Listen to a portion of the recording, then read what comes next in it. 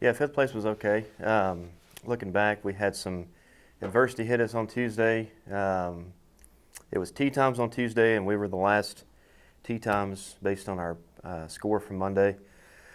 And had some weather come in, so we had a couple of weather delays that afternoon. And I think Carson teed off at 12:40 roughly, and we walked off the golf course pitch dark about 7:50. So 7 hours to play 18 holes of golf is very much draining, especially after a 12-hour day the day before for 36. But overall, pretty pleased with how we played.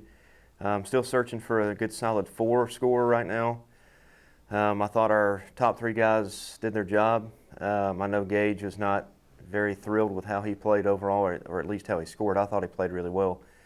And I know Jackson and Carson were not happy with their scores on the final round. But overall, I think our top 3 guys did what they were supposed to do. This week coming up, headed to Amarillo. I think that we've got a good solid 4 or 5. I'm excited to see how we play this coming weekend. And we had a great weekend of qualifying and had a lot of really good scores this weekend. Hopefully we can work on some things this week. I think we all know what we need to work on to improve and kind of clean up. We made a couple doubles last week that we haven't been making in qualifying, and so I think there's a couple things we can work on to clean up and hopefully perform better next weekend. Coach, it's quite clear that the overall quality of golfer that's on your team this year is unlike it's been in the past. How does the competition on a day-to-day basis affect the whole team, especially when you start looking at tournament scores? It's not just 1 or 2 guys finishing near the top of the leaderboard. It's now 3, hopefully 4, and someday 5 as well. So how does that competition affect everyone on a day-in to day-out basis? Yeah, I think internal competition is very healthy. We've had some pretty intense qualifying rounds just because scores are very close or have been very close, which then helps me see who can handle pressure better than others.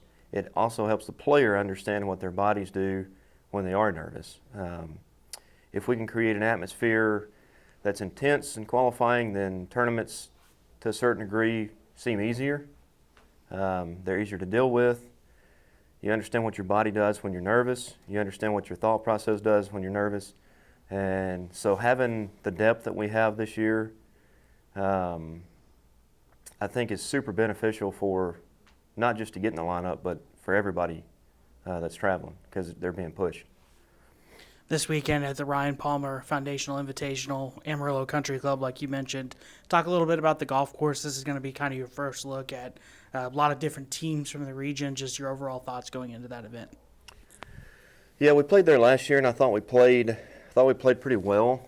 I know we had one round that wasn't great last year, but I really like the golf course. I think it sets up well for us in terms of the players that we have. The greens are phenomenal. Bent grass greens, that was another reason we went to Oklahoma last week, is to kind of get a feel of bent grass greens since we don't have that around here in East Texas. But you guys know anytime you go to Amarillo, you can get some wind that we don't see around here. So we don't really know what it's going to look like till we get there, but we're excited to go play and see how we can attack the golf course.